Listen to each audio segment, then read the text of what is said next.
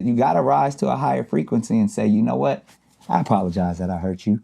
And see, I can't do that. If I told the truth and you got hurt by it, I can't apologize. Why? I absolutely refuse to do that. What is stopping the goodness in you? Because then I would be lying. I'm never sorry when I tell someone the truth. It occurs to me that Nick Cannon's version of what Jesus Christ would be acting like is a little bit different than what Jesus Christ actually acted like.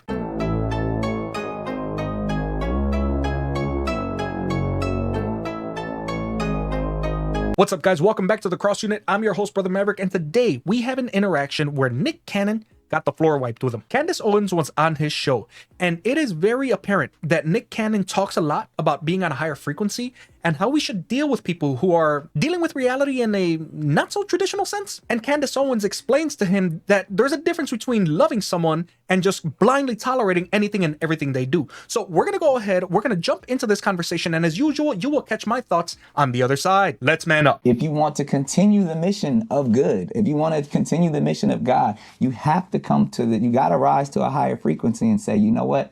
I apologize that I hurt you. And see, I can't do that. If I told the truth and you got hurt by it, I can't apologize. Why? I absolutely refuse to do that. What is stopping the goodness in you? Because then I would be lying.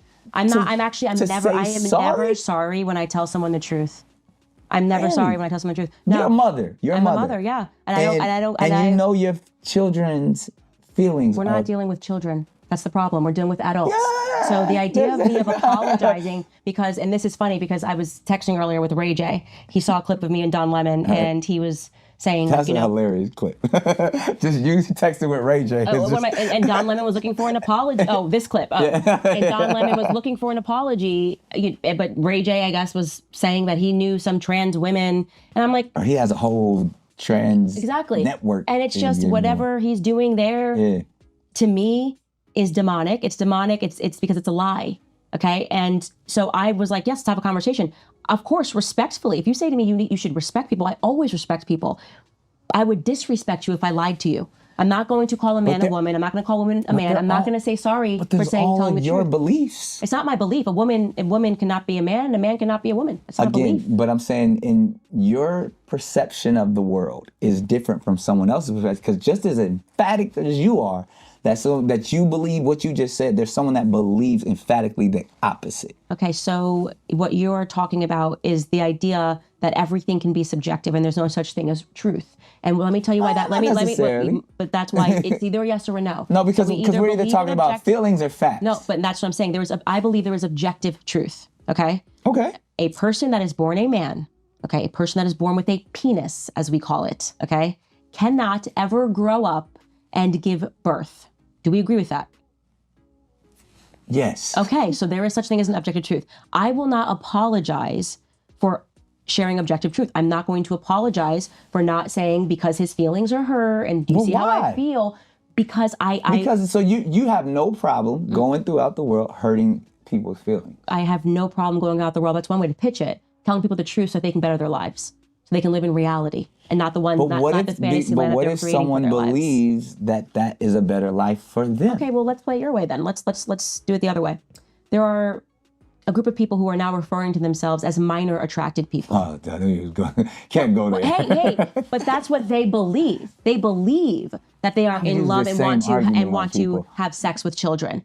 They believe that, Nick. They believe it. And are you going to apologize when you call them pedophiles? Are you going to apologize, Nick? Are you going to have them on your podcast? It's a hell of a point. Don't you understand how they feel on the inside when you say that they can't have sex with 8-year-olds? That is a hell of a point. It is. The slippery slope is not a fallacy. It is reality. We are living the slippery slope.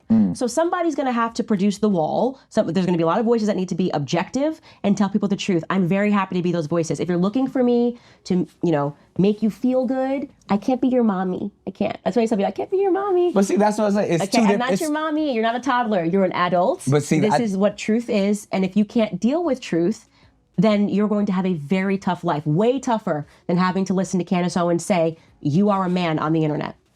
So, but again, in your ultimate goal, what is your ultimate goal? For my children to grow up in a world that is still dictated by reality and not feelings, because that's the thing. We are passing this world off. So, you have to appreciate that we're now the adults. We're the adults in the room, right? And right now we have a bunch of adults who are too scared to even say the truth. So forget the generations who had to find within themselves the strength to go to a foreign country and potentially die fighting for freedom. We're now a generation where it's so easy for us to preserve freedom. It's so easy for us to preserve righteousness. We just have to be willing to be called mean names on the internet and have mean articles written about me. People say to me, "Oh, Candace, how do you deal with all this hate?" I don't care. Literally, I don't care. It's like I really hope people listening to this understand, before you even write that comment, how little of a shit I give about it. Like, I want you to know that when you're writing it, whatever about her, I just don't care. And it shocks people because you know why? I live my life with real truth, right? I have a husband who loves me. I have 3 healthy children. I am close with my sisters. My cousin's here. She does my makeup. Like, the Bible kind of gets it right. If you start living by the Bible, you will have this same confidence. You will find the audacity. You will realize this is not it. So you might as well contribute truth, because you're going to meet your maker. You are going to meet your creator one day. And your creator is not, whatever organization, the SBL, I think I'm on the SBLC's list, the ADL list. I just don't care, right? They shouldn't put together these lists. They shouldn't waste their time putting me on their list, because I literally don't give a shit, And so that's why they hate me the most, because they know I don't fear them. I fear telling a lie. That's what I fear. That's my fear in life. First things first, guys, and that's how does the Bible apply to this situation? Well, John 8:32 says, "Then you will know the truth, and the truth shall set you free." Yes, that's taken from the Bible. And that's what this entire exchange between Candace Owens and Nick Cannon boils down to: truth versus feelings. Now, here's where it gets interesting. Nick seems to think that everyone gets to create their own version of reality. And sure, that sounds nice on a motivational poster and on the surface, but in the real world, that logic crumbles faster than a house of cards in a hurricane. And I'm going to explain to you why. During this conversation, Candace did not back down, and she shouldn't. She never should. She stands firm because the truth is not subjective. You don't get your own personal truth just because it makes you feel better. Reality doesn't care about your feelings. It never has, and it never will. It doesn't change because you don't like it. A man cannot become a woman, and a woman cannot become a man. Period. I don't care if you like that or not. That's not an opinion. That's biology. That's observable fact. And quite frankly, it's common sense. Or at least it used to be until about 5 minutes ago. But enter Nick Cannon pushing this idea, like most of the world, that because someone feels differently, we have to tiptoe around their delusion. And Candace, with absolute clarity, hits him with a point that shuts down the entire argument. If truth is subjective, where does it stop? Where is it going to stop, guys? Where do we draw the line? She brings up this minor attracted persons, or MAPS, a term that's so twisted it's even hard to say. And when she asked Nick point blank if he's willing to defend that, you know what he did? He completely refused to answer and decided he didn't want to talk about it. Why? Because the truth snaps him back to reality. That's what happens when you take subjectivity to its logical extreme. It leads to chaos, destruction, and complete moral collapse. Here's the thing, and this is where I'm going to get real with you guys. Truth is not negotiable. I don't care what you think about it. You can't redefine it to fit your personal narrative. If we allow feelings to dictate reality, then suddenly there's no foundation for right and wrong, good or evil, or even male or female. That slippery slope that Candace warned about, we're living it right now, every single day. And it's not a fallacy. It's happening right in front of us. I mean, we all have to be worried about what's being taught to our children in schools, for Christ's sake. People are terrified to say what's real because they're scared of being canceled, called names, or being labeled by some alphabet organization. But let me ask you this. Would you rather hurt someone's feelings with the truth or comfort them with a lie that leads to destruction? Because at the end of the day, that's the choice that we're making. Make no mistake about it. Candace said it perfectly. She fears telling a lie more than anything else. Why? Because she knows we'll all stand before the Creator one day. And guess what? God is not going to care about how many likes you got or affirming someone's feelings. He's going to care whether or not you stood on His truth. That's it, and that's all. Nothing else matters. Not the LGBTQ community, not CNN, nobody. Just His truth. If Nick Cannon and others want to keep pushing this choose your own reality nonsense, that's their prerogative. Do whatever you want to do.